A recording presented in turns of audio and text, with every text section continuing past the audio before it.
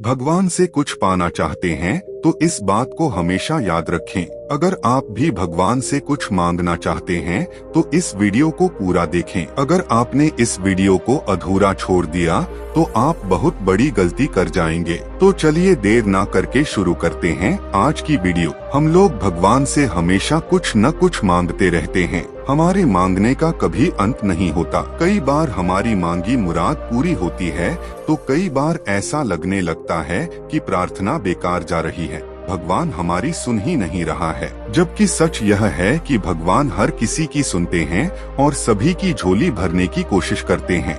लेकिन जब झोली भरी हो या आपको भरी झोली को खाली करने का तरीका नहीं मालूम हो तो भगवान यही सोचता है कि इसे देने का भी क्या फायदा। अगर आप वस्तुओं का उपयोग समुचित प्रकार से करेंगे तो निश्चित ही आपको आपकी मांगी गई चीज मिल जाएगी। लेकिन अगर आप उपयोग करना ही नहीं जानेंगे तो वस्तु लेकर करेंगे क्या। इस संदर्भ में एक रोचक कथा है। भगवान बुद्ध के एक शिष्य ने कहा, प्रभु मुझे आपसे एक निवेदन करना है। बुद्ध ने उसकी ओर देखा जैसे कह रहे हो कि पूछो। शिष्य ने कहा कि मेरे वस्त्र पुराने हो चुके हैं, अब ये पहनने लायक नहीं रहे, मुझे नए वस्त्र चाहिए। बुद्ध ने शिष्य के वस्त्रों की ओर देखा, वस्त्र सचमुच बिल्कुल जीर्ण हो चुके थे। बुद्ध ने दूसरे शिष्य से नए वस्त्र लाने के लिए कहा। कुछ दिनों बाद बुद्ध अपने उस शिष्य के निवास पर पहुँचे। कुशलक्षेम के बाद उन्होंने पूछा, तुम्हें और कुछ तो नहीं चाहिए। शिष्य ने कहा कि मैं इन वस्त्रों में बिल्कुल आराम से हूँ, मुझे और कुछ नहीं चाहिए।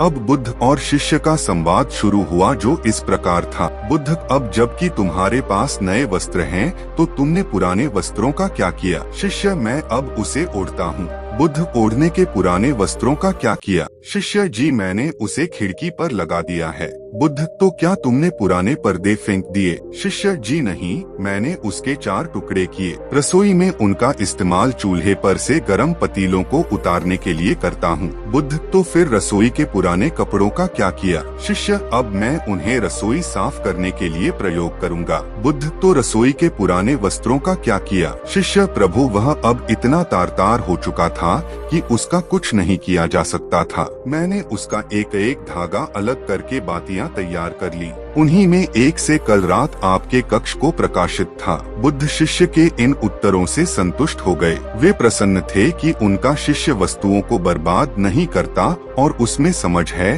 कि उनका उपयोग किस तरह से किया जा सकता है। कथा सुनाकर संत ने कहा, इन दिनों जब प्राकृतिक संसाधन दिन प्रतिदिन कम होते जा रहे हैं तो हमें कोशिश करनी चाहिए कि चीजों को बर्बाद ना करें और अपने छोटे छोटे प्रयत्नों से इस धरती को सुरक्षित बनाकर रखें।